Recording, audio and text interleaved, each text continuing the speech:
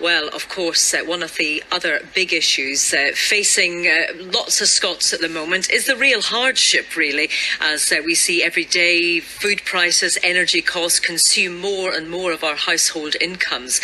Many will be hoping that a new political regime might mean new approaches to tackling poverty and inequality. Well, I'm joined by John Halliday, who's Executive Director of the Community Renewal Trust, which operates 2 projects here in Edinburgh aimed at eradicating poverty, and by Liz Jack, a member of the community from the Bingham area of the capital. Good afternoon to both of you. John, let me ask you first of all, what would you say should be Humza Yousaf's priority when it comes to trying to deal with the poverty, which we saw in recent figures? Certainly there is it's not going away. The numbers of children in poverty are rising, if anything, in Scotland. It's not going away, but it absolutely could. I think we have an unacceptable situation where people are struggling just to survive. We call it the cost of living crisis, but maybe that covers up just how desperate these times are and people just trying to get through. But also at a time when there's so many crises across the public sector, none of which are any one person's fault, but there's crises, which means that this First Minister will be coming in with an unbelievably long to-do list, battling off crises on all sorts of fronts. That makes it really difficult. So if there's one thing to do, I think it's to have a unifying mission, a mission for government of all levels, requests of Westminster, a mission for the Scottish Government and for local government, to say we really can eradicate persistent poverty.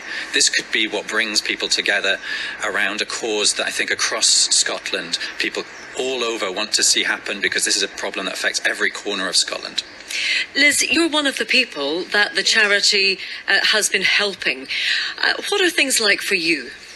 Well, I'm on a state pension. I've also got a small pension from my job. And because of that, I'm actually very short of money because I can't qualify for pension credit because I'm £3 over the limit. My goodness. So it's so you're sort of between a rock and a hard place, basically, yes. Are you? Yeah. And yes. How valuable, is the charity here with helping you get through things day by day? It's been great because it's been helping me to look into pension credit. It's helped me to look into all other benefits that I could actually benefit from. But because I don't get pension credit, a lot of it you just can't access. So that opens the door to a lot of other assistance, really. And how is it for you when it comes to heating your home, actually eating, how are you dealing with that at the moment? Struggling. As I say, it's just a case of I'm not putting the heating on until late on in the evening, and I'm just sitting with a blanket round me. But I've just found that the price of food has just gone up and up and up, and it's really difficult trying to budget for the cost of living with all the prices that are out there at the moment. John, how common a story is Liz's? It's unbelievably common, unfortunately. I mean, everyone's feeling the pinch, there's no two ways about it, but there are hundreds of neighbourhoods, more, where people and the whole neighbourhood together are struggling. It's very difficult for people to even support each other in those circumstances, in the way we might rally around. And, there are great signs in COVID where neighbours can support neighbours, but when everyone in a community is struggling, it makes it even harder. And there's all sorts of, sticking plasters we can do. There are people who fantastically run food projects. We run our own ones where we can, but it's not enough to have sticking plasters there. We need really wholesale system change that can break the back of this problem. What does that look like, that system change? What needs to happen here where the onus is not on charities like yours to actually deal with what's happening here?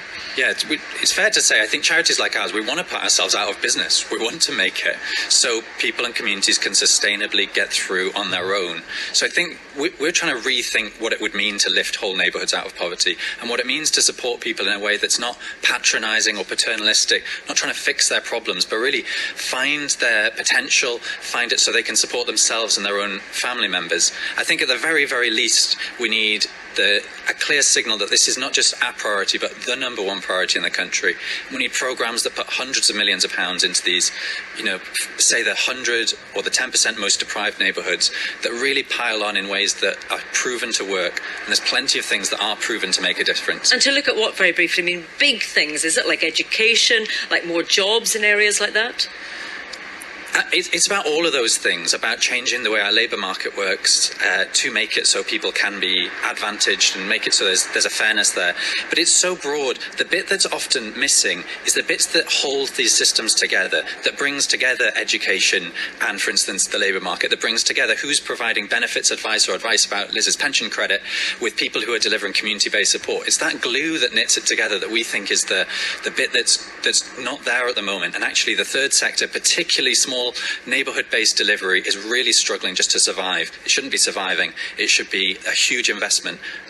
So that you're talking about a total rethink then for Humza Yousaf and his cabinet then in the future? Potentially, but at the moment we spend such a lot on bricks and mortar projects of trying to knock down and rebuild communities, and actually if we just spent it working with people to build up their strengths and stick with them, it would make a huge difference. Well, thank you very much for joining us on Lunchtime Live. John Halliday there, Executive Director of the Community Renewal Trust, and we also heard from Liz Jack.